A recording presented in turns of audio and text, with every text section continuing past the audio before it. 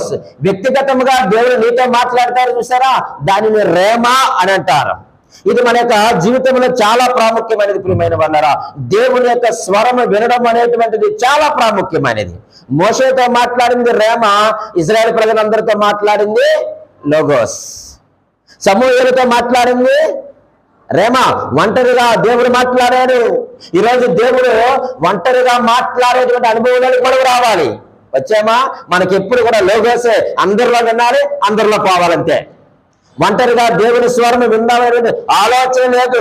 వ్యక్తిగత ప్రత్యక్షత, వ్యక్తిగతంగా దేవుని యొక్క మాటలో వినడం, వ్యక్తిగతంగా దేవునితో పోరాటం చేయడము, వ్యక్తిగతంగా ప్రార్థించడము, ఇవన్నీ కూడా మనకు అలవర్చుకోవాలి. మనం ఎప్పుడూ కూడా గుంపులో ప్రార్థన, గుంపులో ప్రత్యక్షత, గుంపులో స్వరం విన్ను. కానీ వ్యక్తిగతంగా నువ్వు దేవుని స్వరం వినేటువంటి స్థాయికి నువ్వు